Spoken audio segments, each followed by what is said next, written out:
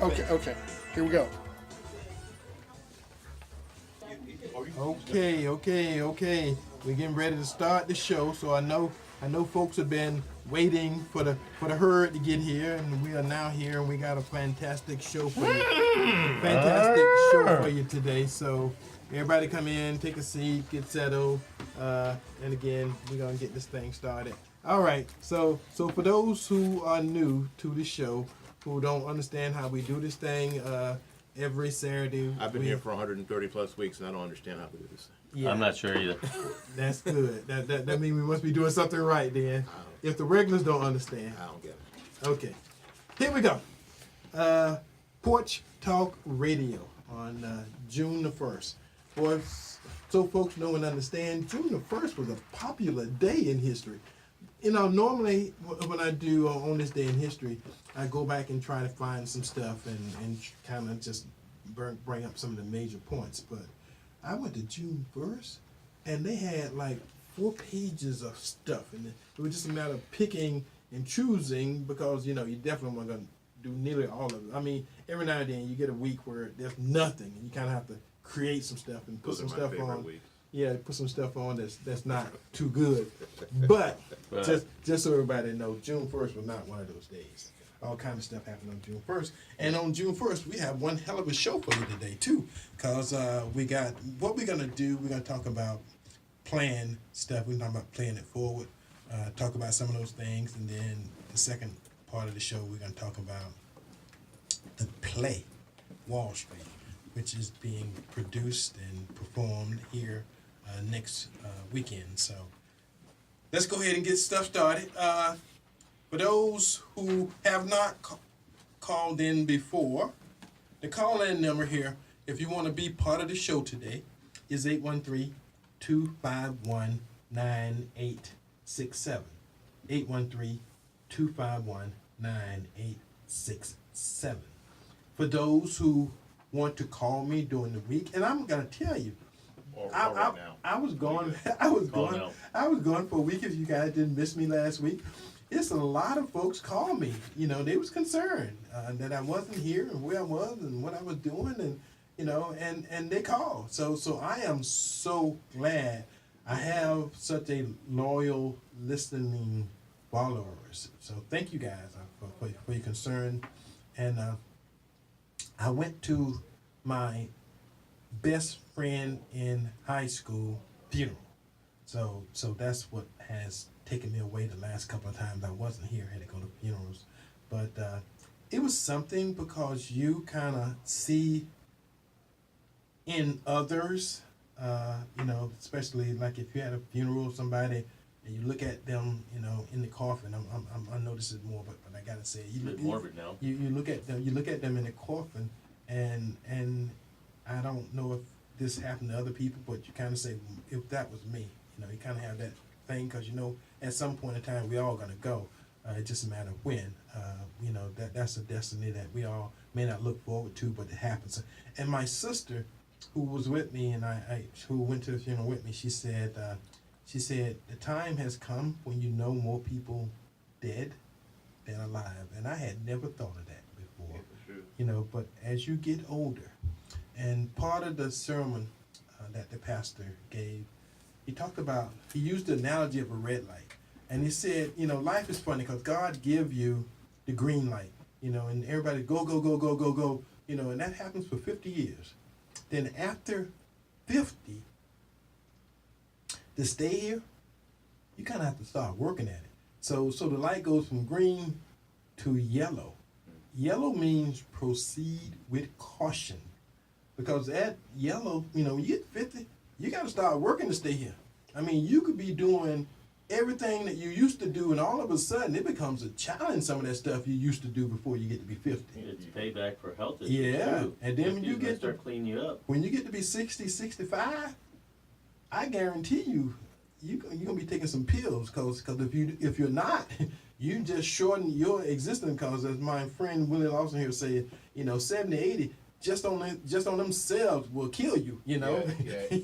80 is deadly. You know, kills a lot of people. A lot of people can die for a little more reason than the fact that they're 80. Mm-hmm. 80 will kill you. 80 will kill you as quick as anything else out there. So, I mean, we all have to worry about, car accidents and getting shot and, all the kind of different ways, to die. But once you get to be 80... 80 has killed more people than the police and the Klan combined. All of them, yes, really. And that's the truth. So I started thinking about it, the mortality, and again, once you get to be 60, 65, and I am 65 at this point in the process, you never know when that light gonna turn red and it's your time to go. Because, 4 months ago, my friend was healthy. Well, at least to the best we knew he was healthy. I had a conversation with him. And then, here it is, a couple weeks ago, he dead. So This conversation brought to you by a Broken Arms Mortuary. So keep texting and driving, please. I'm just saying, and the thing about it, death is personal, but your family is affected. I mean, I am telling you, I've been to several funerals over the last couple of months, and they have all, this one was close to my heart. My wife's mother passed a few months ago. That's close to my heart. I mean, people like that, when they pass, they make a scar on your life. You will never forget them. I mean, because the body has scars, so you can remember, when you got shot when you were 15. For those who got shot when they were 15, that scar don't ever go away. I'm just saying, there's some people out there been cut. You got some bruises, you got some things that don't go away, and those kind of things don't go away. You remember those. So not to make this whole program about death and dying, but the family, and again, some people not prepared. They never prepare for that inevitable happening. Some people, anybody that knows Alright, me, I'm in here. Where is it? anybody that knows me, anybody that knows my family knows, I don't want to be cremated. So I already have burial plots that belong to me. So I got somewhere for them to put me. So. So now we click our heels together and move on to life. It's funny you say that because keep the show going. Because now I've got people on my Facebook page who are dead. Facebook friends who are dead. They're not too active then, are they? No. They never answer their IMs or anything. Yeah. No likes from them? No likes from them. Let's kick them off. Yeah. I invite them to stuff, they never come. Yeah. So anyway, we're gonna continue with the start of the show. But again, something I just had to tell folks because I do have followers. I got people who called me and said they wasn't gonna be able to listen last week because they were gonna be out of town. And I say, well, that's not too bad because I won't be there because I'll be at a funeral. And so anyway. And Willie and I did a fine job. No, you didn't. This is a problem, Gabriel, because I was not here last week. Oh, so you wasn't here either. But you were with us in spirit. I know I you were. wasn't. In spirit. No, I wasn't. I saw you in spirit right there, buddy. You got to stop doing mushrooms because I was not here. Hey, they're legal. So let's do this. Okay, my cell phone number, that's where I was. Call that right now. Is 813 Come on, y'all. 230-3312. Call now. 813-230-3312. Bamboo Steamer on the line. Let's go. For those, if you call that between now and 2 o'clock, I won't answer because I'm doing a radio show. Yeah, but it'll be and funny. most of you guys understand that. So Willie's the only one that expect people to call during the radio show. I need you to call. I think they can do it. Yeah, use the other number. Okay, sponsors, people who allow us to bring this show to you week in and week out for 136 shows. That's how long we've been here at TMP. We've actually been doing radio since June the 15th, 2010. That's when we started Porch Talk Radio. But see, there you go. Thank you. My people. My people. Live long. So Willie has corrupted the audience.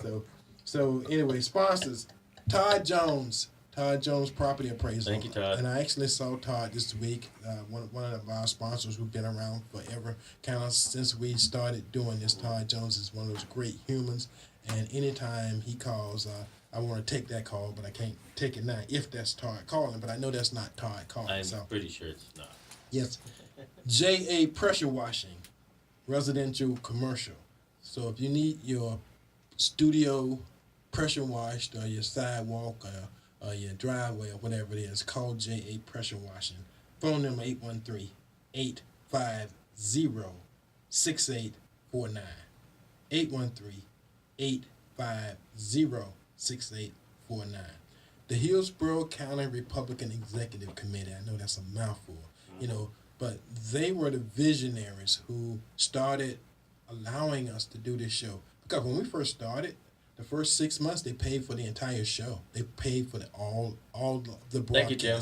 They were the only sponsors we had till we got on our feet, and we started out 10 years ago trying to get the TMP, and we just got here, give or take about 2.5 years ago, 3 years ago.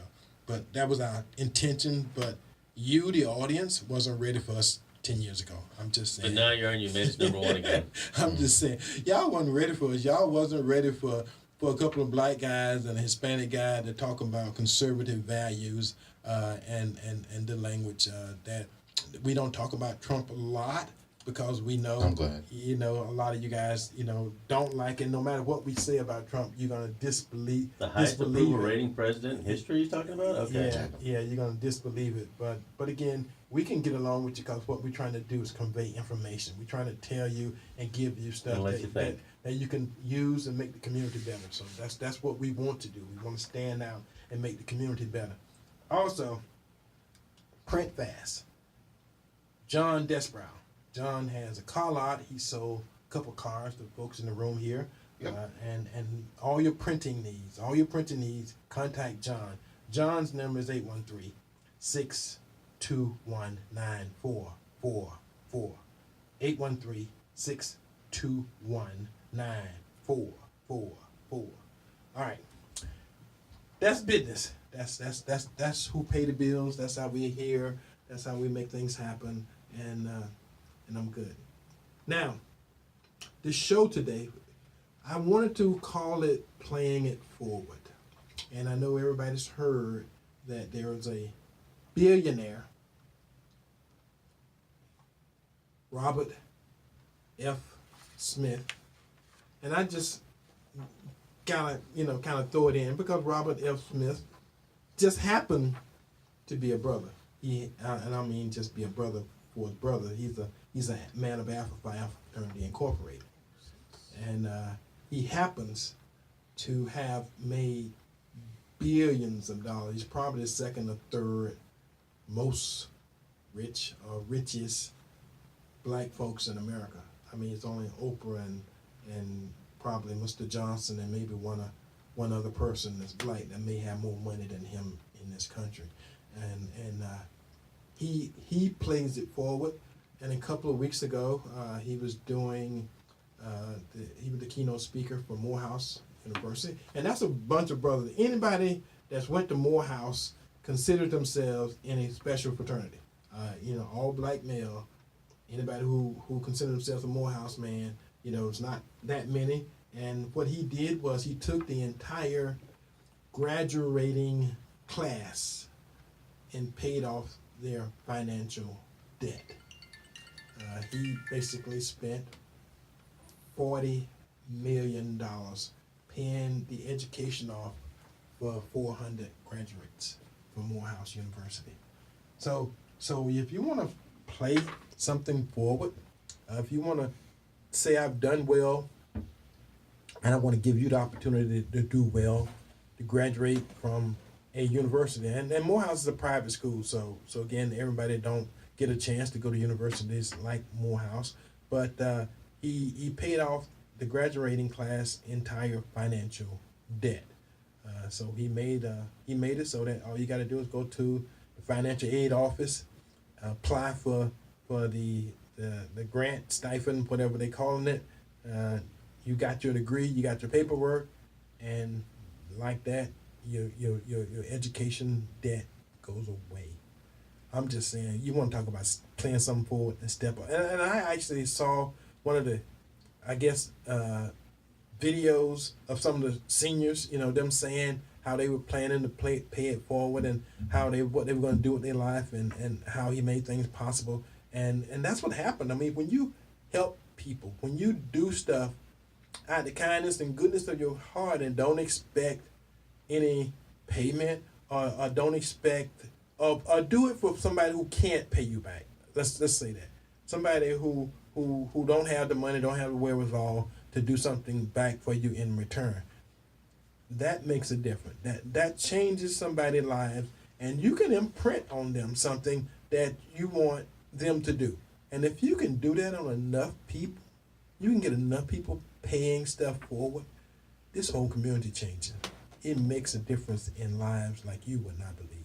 Well, Eddie, I mean, this was an incredible thing, obviously, but let me take another tack at this. When people do stuff like this, you think that they do it out of this altruistic mentality, and that's part of it. But I'm going to tell you that that's not all of it. What's part of it is that if I can create a better community by something I do that way, then ultimately I benefit, and everybody else benefits too.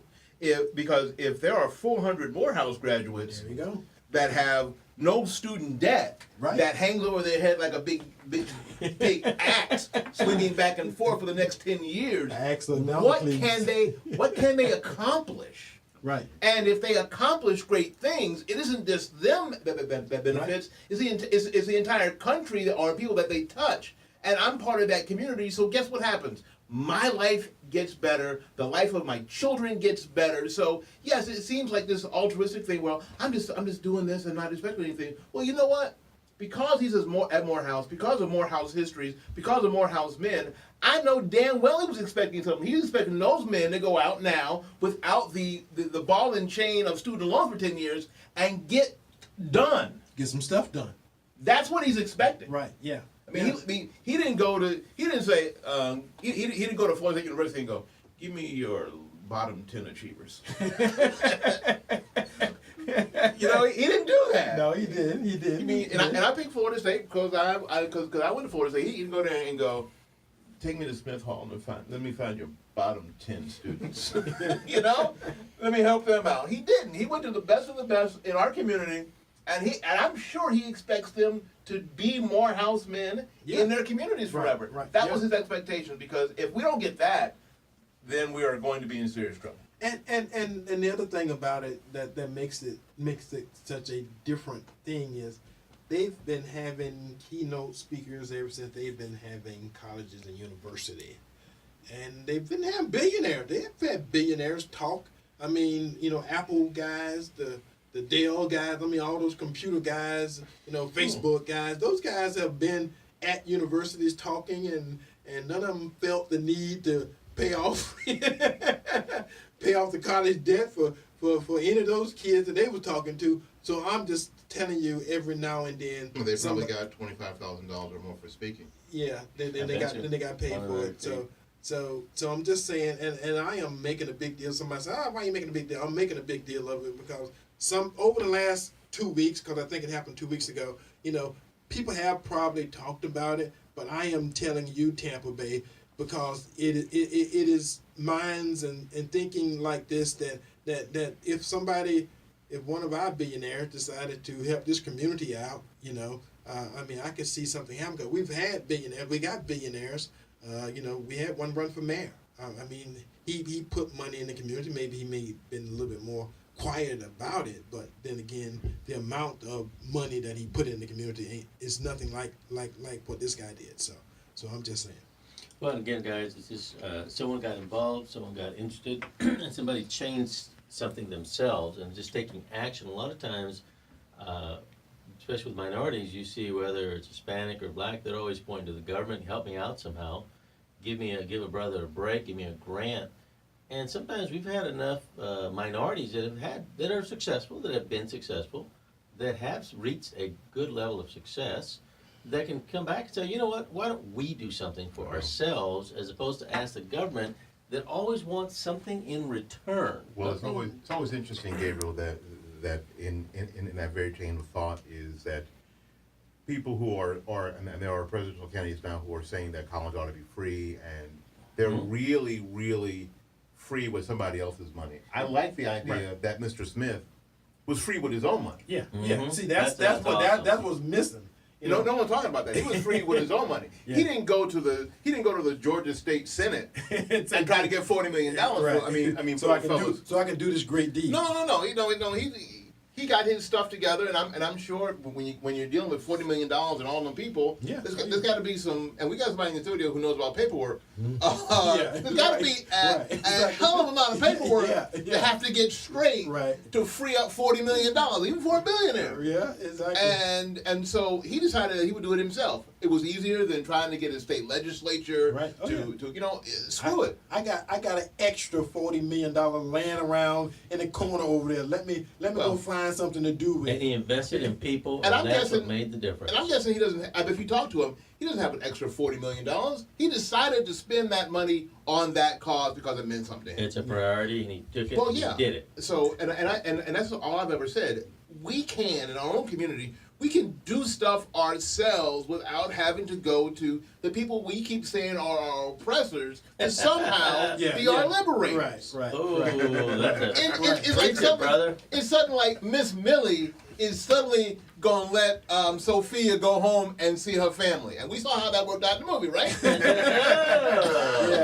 It seemed like a good idea until she couldn't drive the car out of the yard, and then guess what? Yeah. Sophia had to drive Miss Millie back home. Well, something else happened too while I was gone. The largest class of black women graduated from West Point. I mean, it's just been new and different over the last few years that we got black males graduating from West Point. But this last week, we had 32 black females cross the stage and became the largest group of black females to graduate in West Point's 216-year history. So minorities in general are doing better than a long time ago, better than last year. We have, 3 black ladies representing beauty in our nation right now, between Miss Teen America, Miss America, and Miss Universe. They're pretty and they're smart.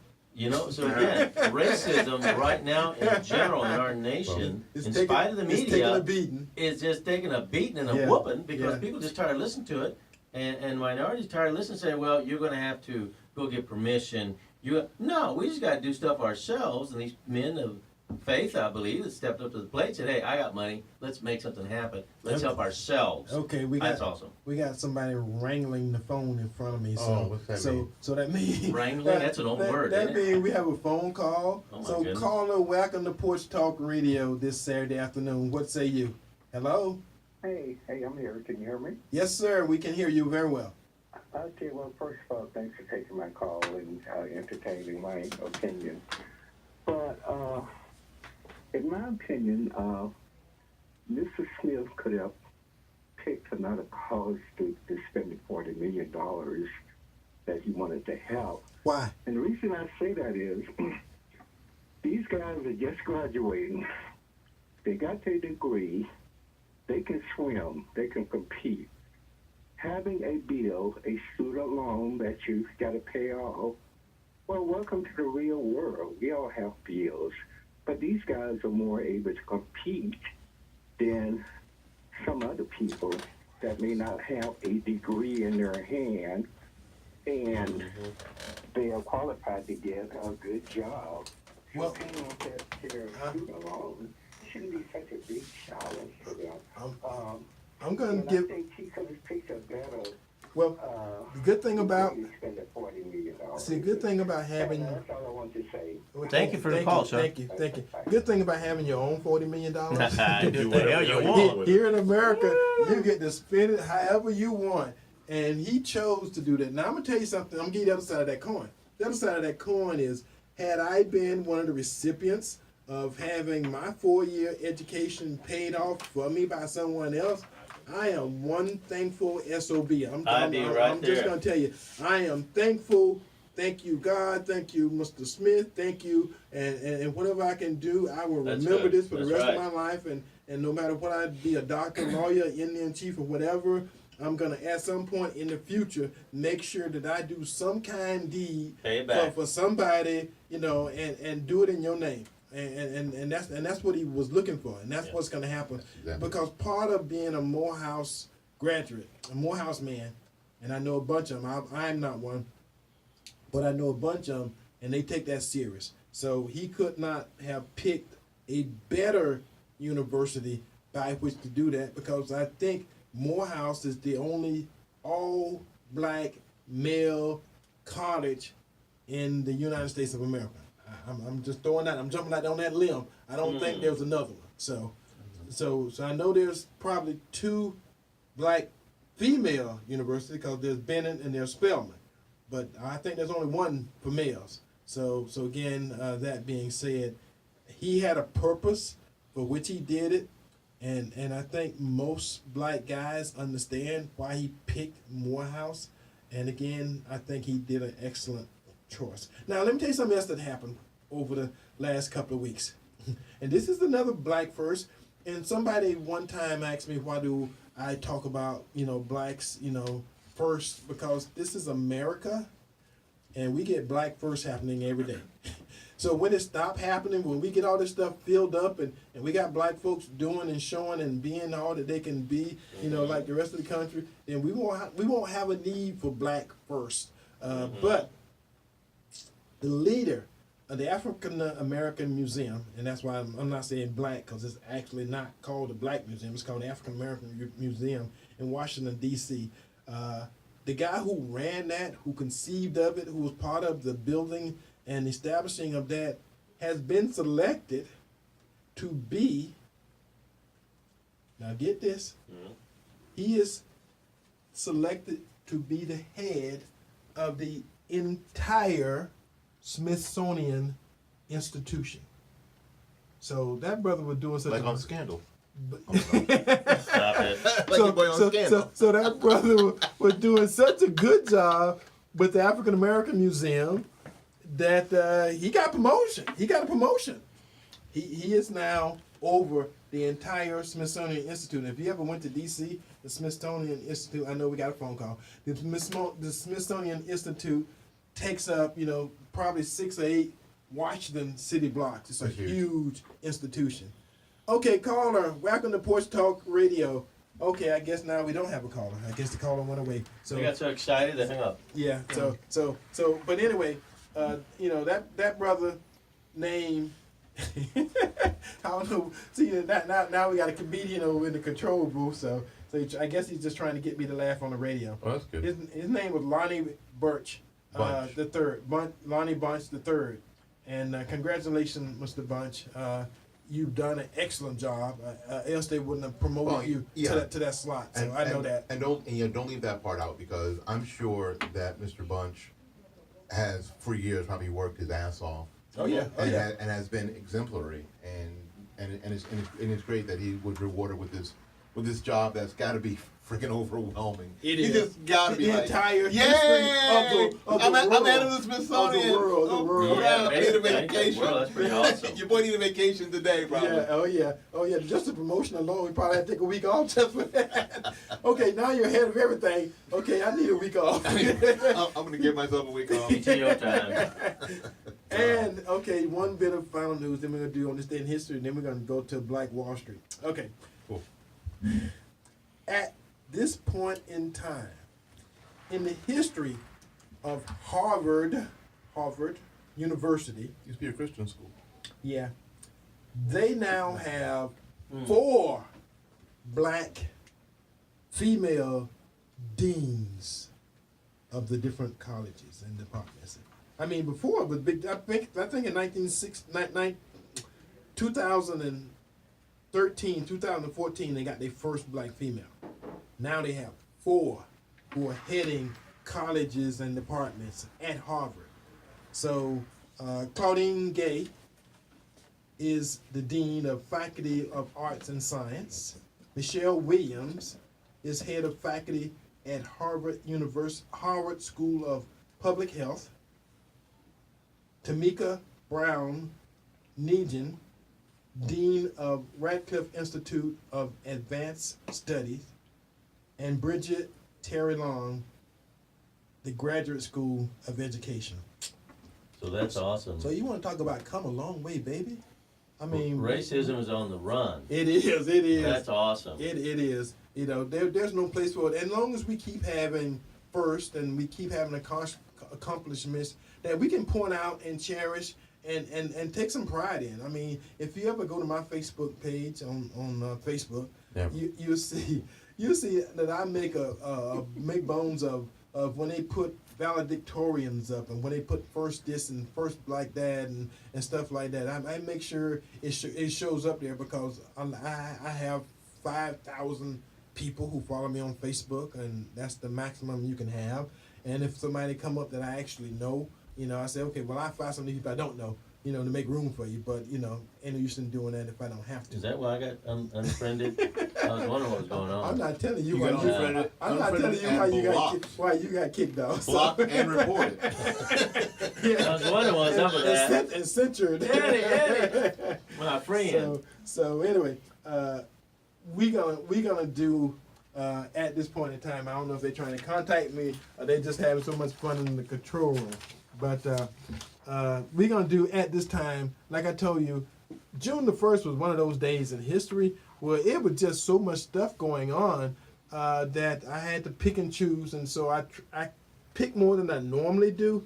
But they're short, so I didn't pick any 2 or 3 paragraphs. Something just I can give you 3 paragraphs to tell you what happened. So, on this day, June the 1st, 1792, Kentucky became the 15th state of the United States.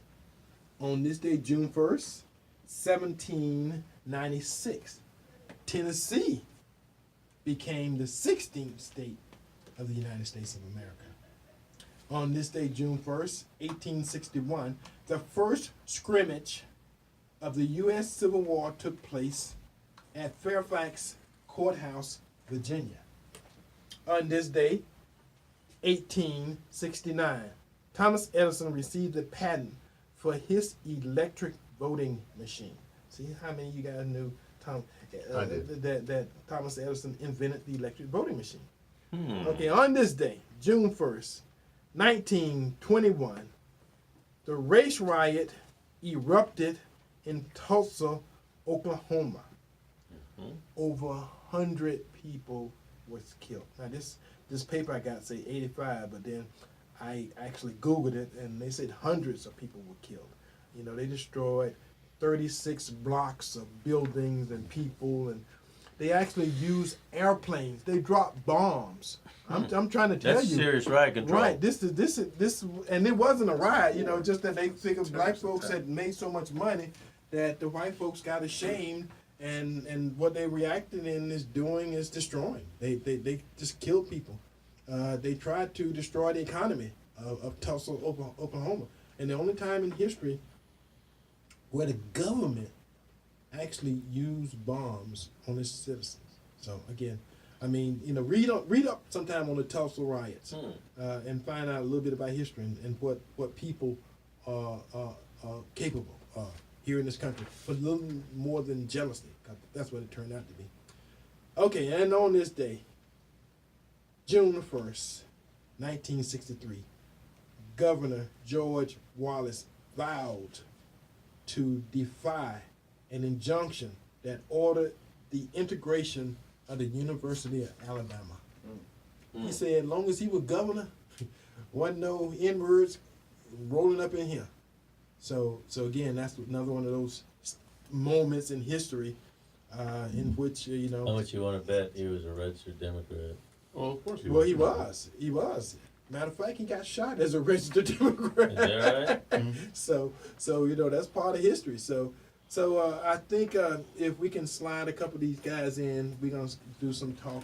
You know, He's on the phone too. you know, at this time about and we have a caller on the phone Let him talk first. who's part of the Black Wall Street production. I know you kind of been hearing about it, you know, through the course of the morning and some of these other shows, but you haven't heard it from us, so that makes it all different. You know, we always put our, you know, lean on it, and it's really about information. It's about making you aware, bringing information to you that you may have got through some other resources, some other sources. But again, like they say, if you ain't read it in the Sentinel, it didn't happen. Well, if you ain't heard it on Porch Talk Radio, I'm just saying, if you got a good saying, then you might as well use it. So, young brother, you wanna, and I mean brother, Who's this now? he's gonna introduce himself, and we're gonna talk about BlackWallStreet. All right, thank you. My name is Charles Young. I'm the Chief Financial Officer for Tampa Hillsborough Action Plan, and also known as 5508. And on June 14th, Friday, June 14th, we have exciting activities that's going to be taking place. BlackWallStreet is coming to Tampa. So pretty much what we've heard earlier today was about what took place in Tulsa. If you haven't seen the video, if you haven't done any research on that, I strongly encourage you to go out and Google it so you understand what really happened. And you'll see that we have a great opportunity, a great event for you all to come and check out. So on Friday, there are a few things we have on Friday. We have something on Saturday. And I think as we go on, you'll hear more about what's going to take place. And while this brother is talking, you know, he got a radio voice. I got one of them regular, everyday voices. You know, he got that deep baritone voice that they try to find radio announcers to have. But kind of, I guess, since I'm paying for it, you know, they can let me come on and talk. He talk. So I don't quite have the radio voice, but see, they It's can. okay, So, Eddie, we but if understand. he had a regular show, see, they'd be paying him. So. And we got somebody on the phone. You want to talk about? Hallie. You want to talk to? Yes, I think they plugging her in. Just say hello. Hallie's there. Hello, we got somebody on the phone. Hallie. Yes. Hey. How are you doing today? Welcome to Porch Talk Radio. I hear you guys are busy this week. Yes, it is a busy week, but it's a blessed week. Yes, God bless you and what you're doing, because you're not only doing something that's providing information to the community, it's a part of history, and the more we learn about our people, the less likely we are to repeat things of the past. Exactly. And Ms. Evans, I do want to say something to Go you ahead. as well. When they talk about the number of people that were killed, they really don't know how many. The university, I believe the University of Tulsa right now is on the process of trying to get permission to excavate some of these mass grave sites. Okay. They're saying the numbers are anywhere from 300 to 3,000. It's such a huge gap because there was a couple of documentaries done where the people talked about how there were boxes that they had 2 and 3 and 4 bodies in one box when they buried them. Yeah. They talk about how bodies were dumped in the rivers, how bodies were dumped in ditches and burned. So they really don't know exactly how many people were killed during this riot. The sad part is that the Greenwood community, BlackWallStreet, had over 10,000 black citizens. Yes, I remember that part. So they really don't know. They did say that I guess they used some type of new technology to locate 3 mass grave sites. So they're in the process of trying right now to find out what is in those sites, exactly how many bodies existed in those sites. Haley, would you please tell people who you are and what your connection is with the play? Yes, my name is Hallie Balbuena. I am the writer, director, and one of the actresses that's part of the BlackWallStreet, the play. I wrote this play back in 2017, and we have been touring South Florida with performance. Okay, so you're gonna be here next week, and you're doing this production? Yes, we are. We will be, the first show will be Friday evening, and we have 2 shows on Saturday. Now we got one white guy in the studio, and he's doing the money sign. So, But he's awfully nice to us. So I guess We like him. So I guess he's saying we're leaving out the important part. There's a fee. Now I know they got a show Friday and they got a show Saturday. So you want to tell us about how people come, how they get tickets, how much they cost, give us that kind of information. Well, I can step in on I can step in on Mr. that. Young could probably do a better job at that. Yes. Okay, here he is. Yes, so On Friday, we have an evening mixer and a dinner social. That's at 6 p.m. Then the Black Wall Street play, the stage play that we were Hallie was just talking about. That is $65 per person or $120 per couple. Then on Saturday morning, and you don't want to miss this, there's an exciting entrepreneurship and real estate panel. So basically, we're taking some strong entrepreneurs that are in the area and putting them on a panel to talk about how they've achieved their success, what they're doing to help out the community, and what they can see next. I mean, we just talked about Robert Smith, and that's exciting what took place with him. So we, just as you said earlier, we need to find ways to give back. Once we achieve our success, we need to do things that's going to give back so that we can, as you said, play it forward, not pay it forward. We want to play it forward. Right. So that's from 9 until 11, and the cost for that is $12 per person, or you can get a table that's a table of 8, and that's $95. Breakfast will be served. Then we have an expo at 5508 Tampa Hillsborough Action Plan, a business expo from 11 a.m. until 2 p.m., and that's free. So basically, come out. You can look at some of our vendors. You can purchase a few things. You can have some discussions, good discussions about the play that happened last night, as well as the play that's going to happen today, that day. So at 2 o'clock, we have a matinee for the Black Wall Street stage play, and the advance tickets are $10 or $15 at the door. That's going to be reserved mostly for our youth. We know that the next stage are our youth. We can't leave the children behind and think that we're going to have anything great. So as our good brother, as my good fraternity Alpha Phi Alpha brother did. All right. So as my good brother did, go ahead and claim it. Go and claim it. That's right. He gave to the youth, and that's what we're trying to do as well through this event. That's awesome. And then at 7 p.m., we're going to have another play. That's going to be that's going to be for the couples back again, $20 in advance or $25 at the door. Now, here's what I encourage.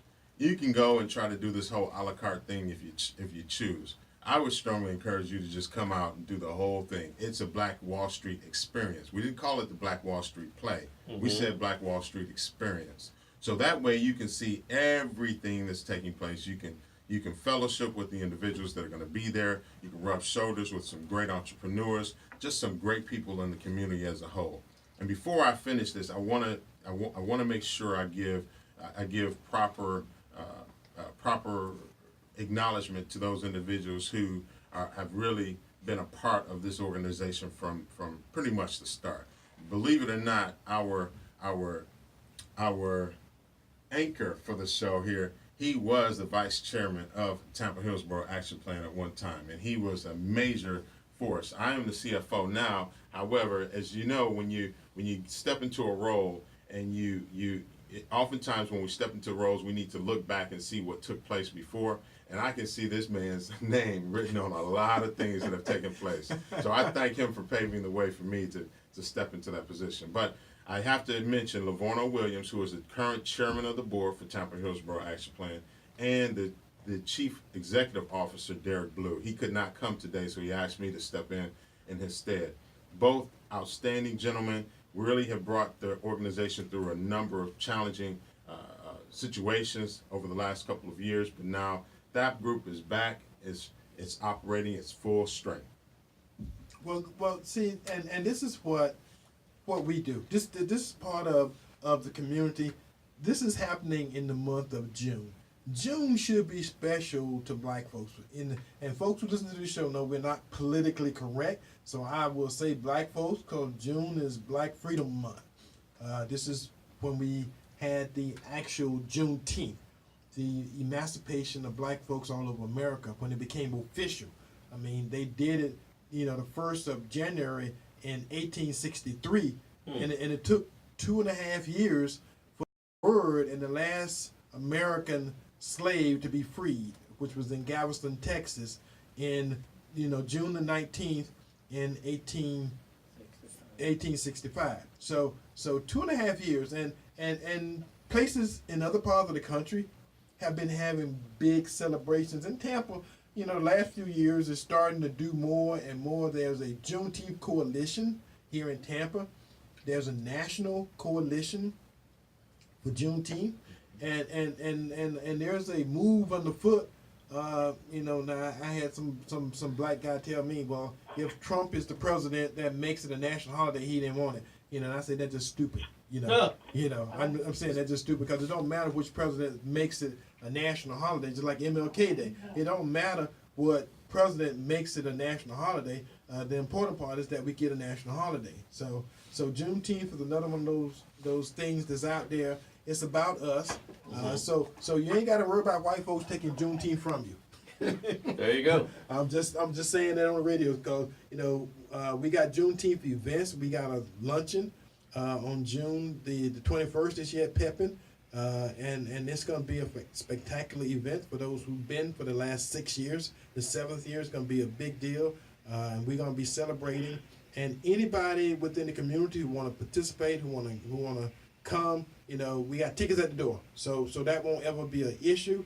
But we got Eventbrite. You can look it up on Eventbrite. Again, there's ways to go. So Hallie, you want to go ahead and add a couple more words about the event? She's still there? I think we lost her. Okay, I think she's gone. Okay, go ahead. Well, I did want to add a couple more things to this, just to once again give acknowledgement to some great people who helped bring this event. Of course, William Sanders and Don Scott, those guys have.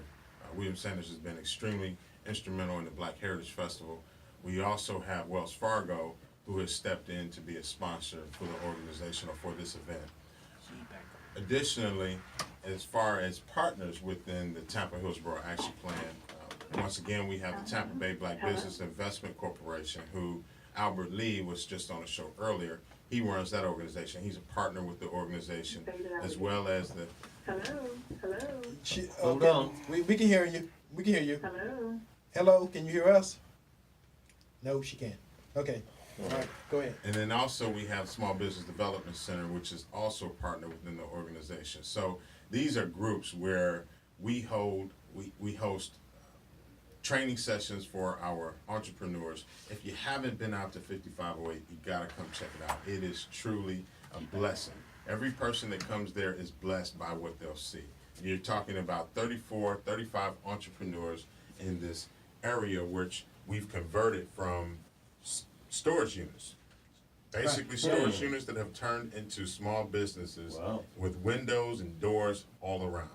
Not only that, we have a 10,000 square foot warehouse that we're still determining how we're gonna use that. For now, we're gonna host the play. Then we have a stage, and guess what? We have palm trees. We got palm trees down at 5508. Wow.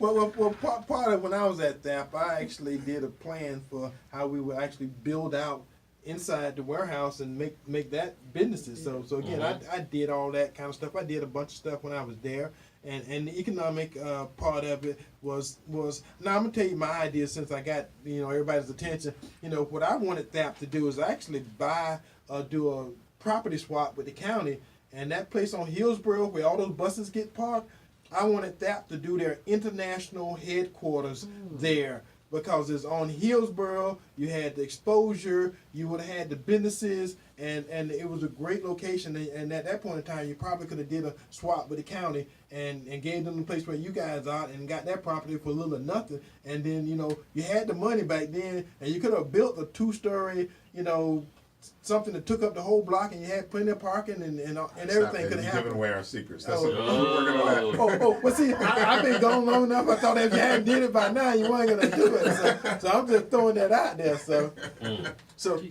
Hallie, you still there? Yes. Okay, go ahead and add a couple more words, some more information about the event. Yes.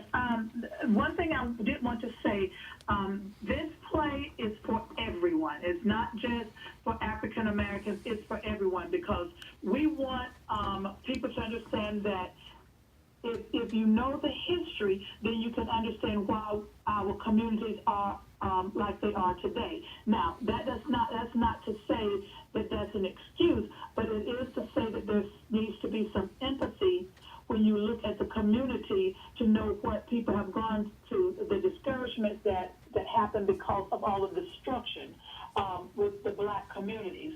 But this play is to inspire the youth. If it happened, if you could do build a community of this magnitude with all these millionaires and all of this wealth back in 1921, with all of those obstacles, you can do that today. Yes.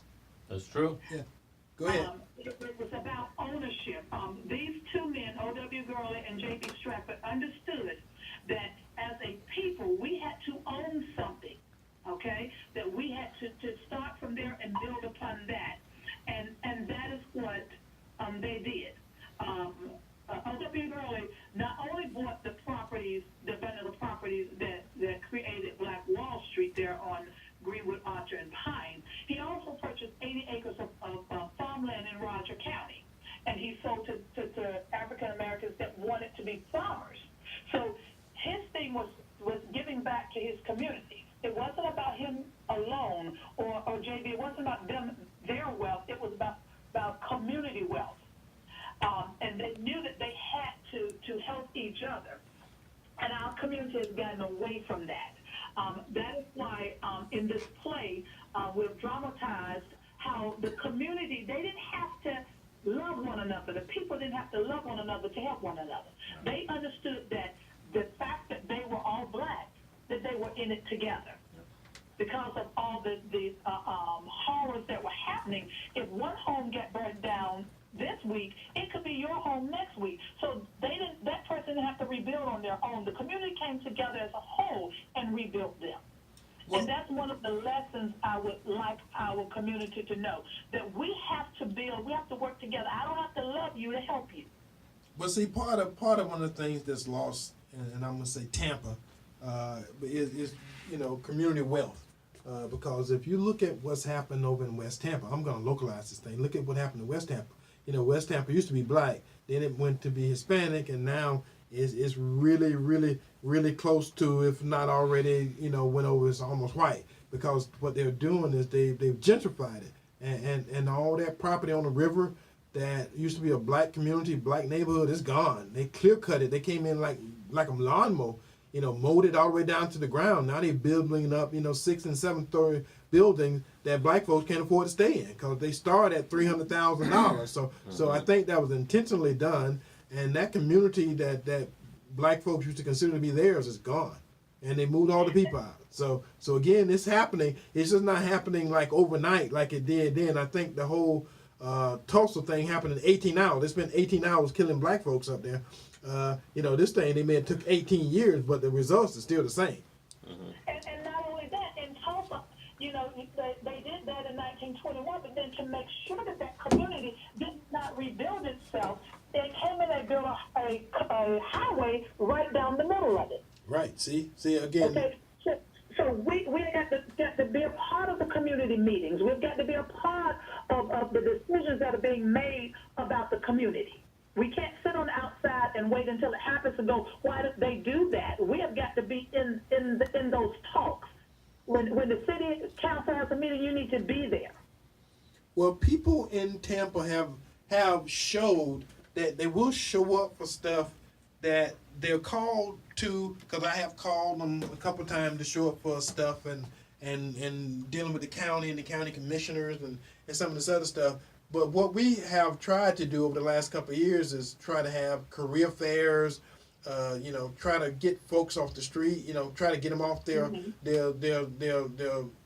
girlfriend's mother's couch, give them a place to go to work. I mean, again, that's probably the issue. When they say, well, we ain't got no job. Well, we try to give you careers. You got to spend a year. You got to put some time in yourself. But again, once they get these skill sets, Tampa has more jobs than they have workers. Mm-hmm. And over the next few years, they're going to be $13 billion spent in downtown Tampa alone. So again, there's opportunities happening here. How do we share that money with the black community? And this is something else that a lot of folks don't consider, is in 2021, they got a Super Bowl coming. Right. So, the whole black community needs to be able to be in a place so they can take advantage of those hundreds of millions of dollars that folks gonna walk into Tampa with pockets busting with money. Mm-hmm. If that's a fact, So all you gotta do is come up with a good idea, good product, good service, and you can do what white folks do. You can take 1 week and you can become a millionaire. I'm You just never saying, know. if you got that good idea, it's possible. Anything's possible. Doesn't matter the color of your skin. Just do it. Right. It's just an opportunity. And I would like to thank you very much for being on this show with us this afternoon. And if you got a website, if you got some more information that you want to hand out, now is the time to do it. Absolutely. So to purchase those tickets, because I know we all want to get out to see this great event, Exactly. you want to go to www.thapgroup.org. That's THAP, THAP, group.org. And Miss Haley, I look forward to meeting you because I will be there. I don't know if these brothers got some tickets that they wanna contribute to the cause. I ain't above accidents. So That's right. We're good. Me and my beautiful wife, would not mind sitting up there, but and if we need to, we'll buy some tickets. I mean, it's all about Black enterprise, but the thing about it is that we're in this together, and the more and more I can get this community to realize that it is not about one person or two people or three people making it. It's about all of us making it. And when we do, this community is going to be different. And not only do we pay that for, and brothers say play, I'm saying pay, because at the end of the day, it's about money and it's about economics. And once we as a community learn that we can develop as a whole, as a group, and we can stop these folks from building $300,000 houses next to $30,000 houses, and pretty much moving us out of our own communities. Yep, it's happening. I mean, because that's what they do. Because if you got a $30,000 house and you glad and you proper and you good, and on the lot next to yours, that's a regular city lot, they put a $300,000 house. Guess what? They taxing you out your own neighborhood. Can't afford it. Because it don't take but 3 of those, and then after that, you can't stay there. Yeah, property value See, goes because the up. taxes for the whole block is going to go up. So again, that's the plot, that's the plan, and we just have to be aware of it. All right, so you got the last word, Miss Holly. Okay. Come out and see Black Wall Street. Come out to the Business Expo.